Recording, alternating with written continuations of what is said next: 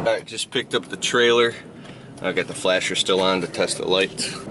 Gonna pick up a sod cutter machine, rent up. This is crazy because we do landscaping and window cleaning. A Verizon store called me up. They're like, we need our windows cleaned immediately. We're opening a new store. It's an emergency. I'm like, $200 minimum. If it's an emergency, it's double. It's $400. I'm like, okay, we could do it for 300 bucks. And I look and it's like 6 pieces of glass. I'm down. It's off. We're renting out that sod cutter machine now. Put a little ramp on there, make it all skip it.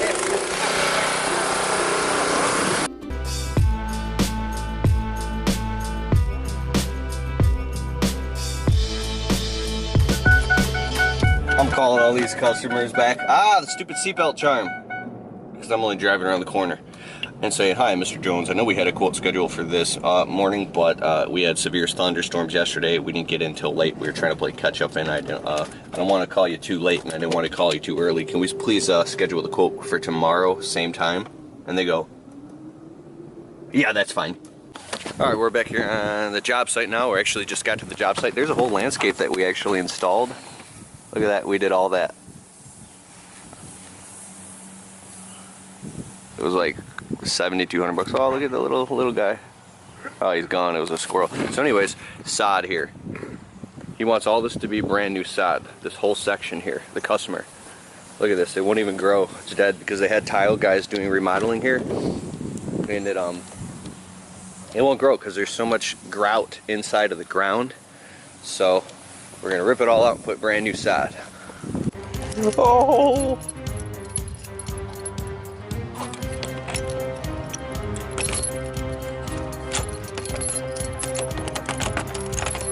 Proven lifestyle.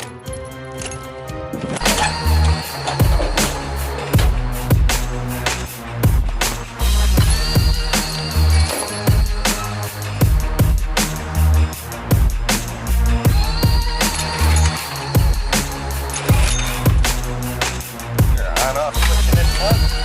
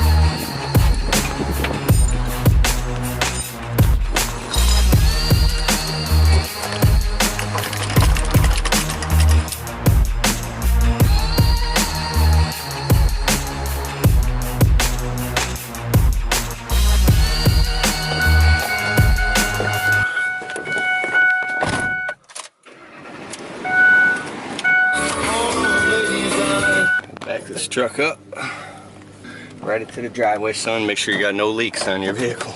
I was leaking power steering fluid all over customer driveways, and I literally brought it back into the shop down.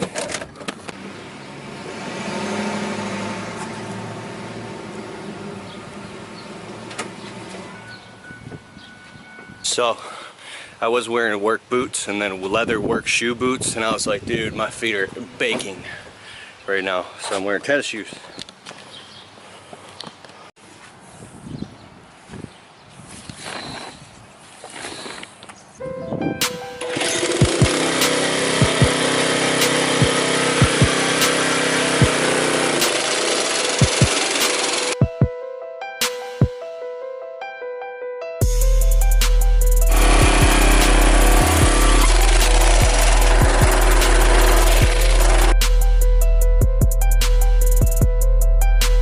Your boy has smoked a sprinkler head. Look at this. Look at this. I was very aware of sprinklers. I looked all around very clearly, and I only found one sprinkler head, and we went around it. That one was underneath the grass. Whatever. I just gotta go Home Depot and fix it. Every rose has its thorn. You know how you learn to fix sprinkler heads? It's by breaking them. Look at this. Sprinkler head. Dig it all out. Nice and clean. Get your little hand shovel all the way down. Loosen this grip. See? Then you go and take the parts to Home Depot and get the exact same parts. Put it back.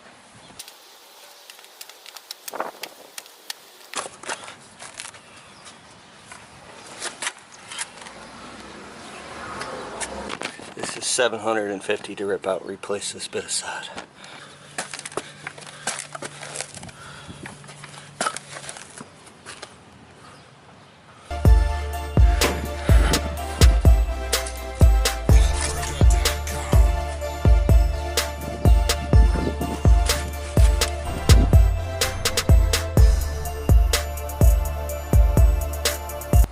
Once when I was younger, I took on a side job with a friend. We did the whole yard by hand. It was stupid. It took a week. Now we're driving on away. We got a boatload of sod. Look at a boatload of sod. Because I don't have a 2,500 AT dump truck dog, but we're going to go dump it off for 20 bucks and get some more sod. More sod. Okay, running some Facebook ads for my window cleaning blueprint course. My window cleaning blueprint channel. I took the main video off there where I'm speaking in front of the whiteboard. The video is called 6 Tips Before Starting Window Cleaning Business, and I threw that up on my Facebook ads page with an ad to it, so that'll draw people in. So I saw him walking up in Meldrum Brothers Nursery up here in, I don't know, New Baltimore, Chesterfield, whatever there. Yeah, I dumped this sod. Come here sometimes to get plants, and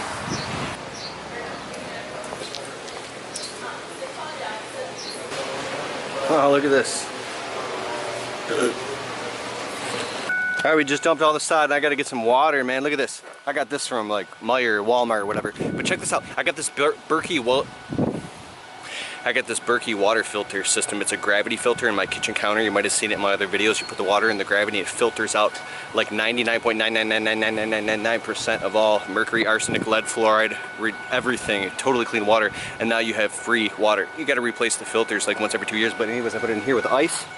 And now you got free water. I'll put the link in the description below for the Berkey water filter system.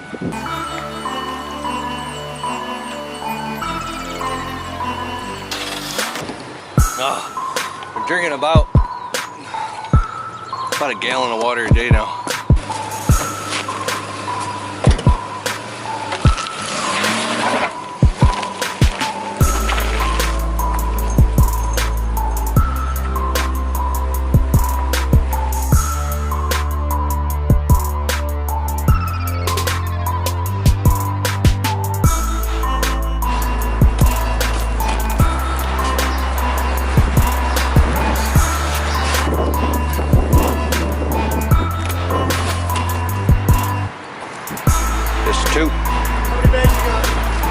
Just two. You got them already? You want to see my receipt? That's from earlier? No.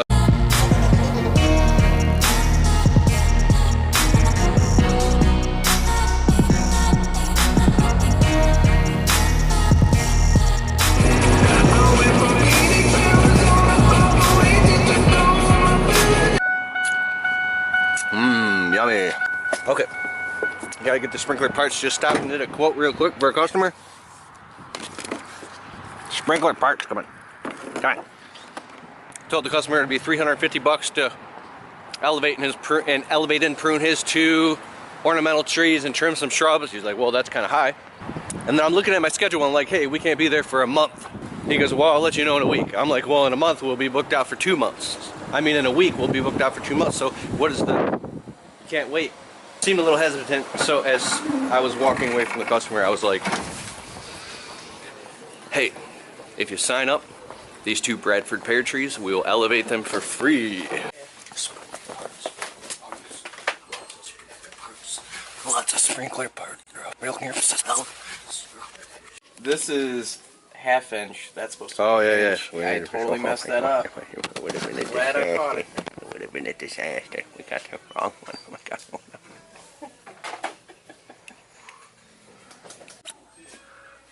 I mean, really, how weird are you? Like, every single time you come to the hardware store, you gotta just stop and look at the rakes. You gotta look at the rakes. It's like the tools of the Titans. That's a good book, by the way, by Tim Ferriss. It's called Tools of Titans. It's an amazing book. Oh my God, sprinkler parts, sprinkler parts. Okay, we're at the next job. I'm listening to the audiobook Start Your Own Corporation by Robert Kiyosaki's Advisors on audible.com. It's an amazing audiobook. It tells you all types of nightmare stories about businesses that just scare the crap out of you. Right now it's talking about how partnership is a bad idea and all these failures. Blah, blah, blah. So anyways, we're trimming these trees right now. Little ornamental trees. That one's $200 to trim and elevate that tree. Then he wants those dwarf Alberta spruce shrubs removed. They're $100 a piece to remove them. Usually I could just throw a strap around them and rip them down. If not, we got to tie them up to a rope to the truck. And then we're also elevating this little tree right here and cutting all the dead out. So it's $430. Again, $200, $100, $100. That's $400 and $30 for that equals $430. We got the steel copy pruners. No, I'm not on any drugs or anything. I'm just talking fast because I got to go.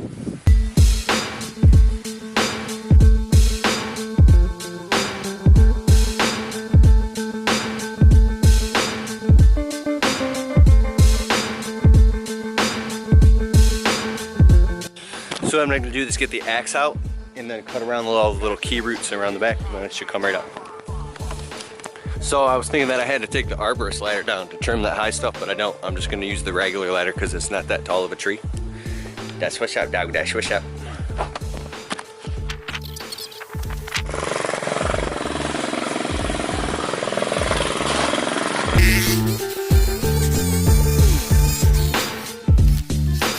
Threw that one in the truck, yo.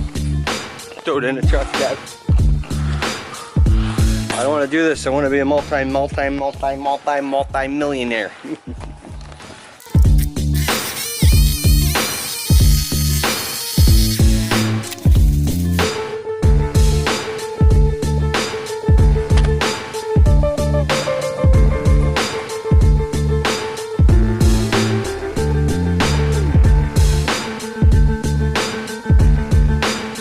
Wallet, money, key, cell phone, a hill, or iPod.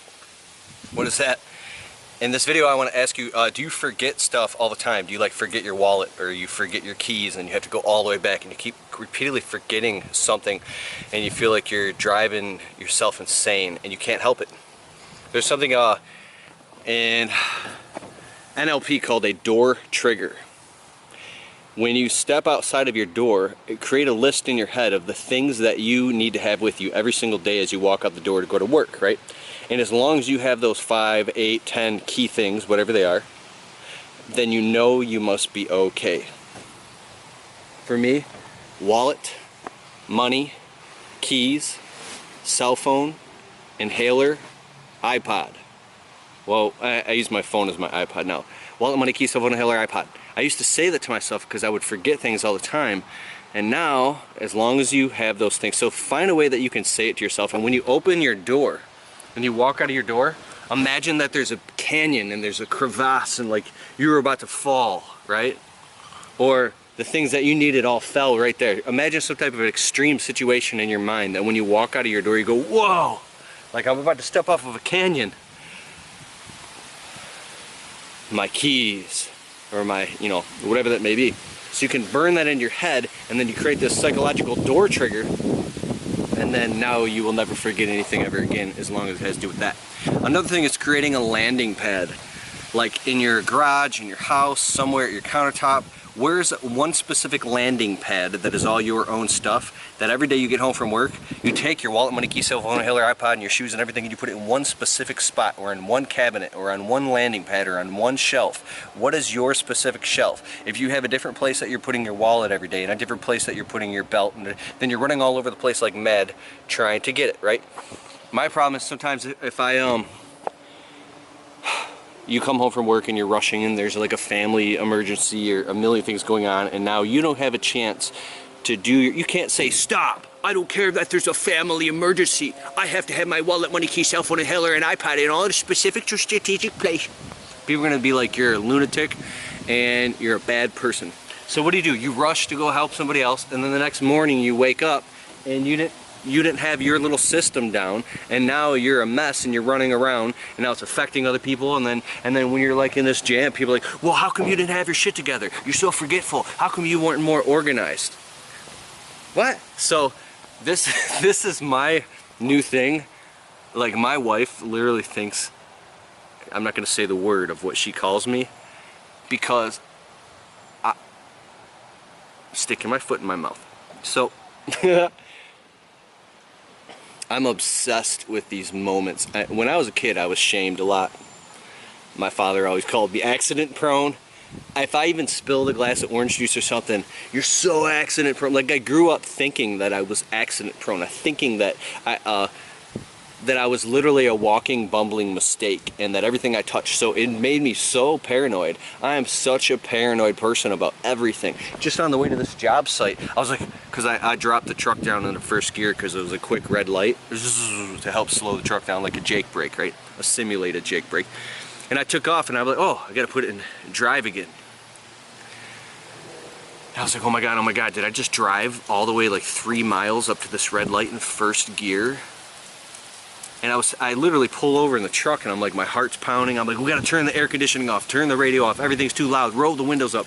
And I'm so paranoid, I'm constantly focusing on the truck, the feeling of the brake pads, the motor, the transmission, like constantly checking my bank account. I check my bank account at minimum 3 times a day. On the weekends, sometimes 4 to 5 times a day. Always like afraid that something is going to jump on my plate, or I'm going to miss something, or I'm going to forget something. And that's another reason, oh look, I'm turning this into like a psychology session. Another reason that I'm terrified to have kids is because I'm afraid of being a bad father. I'm afraid of making mistakes. I'm afraid of my kid falling and busting his face open on the concrete, and, you know, his or her teeth getting knocked out, and then me having to come up with $10,000 for a dentist bill because I was a bad father and I wasn't hovering around my kid like a helicopter. Like, I literally don't have $10,000 to just throw around in some stupid kid's teeth. You know? Oh god, I can't believe if I even upload this video, man. Give me a thumbs up. Give your boy a thumbs up. Okay, I gotta get back to work.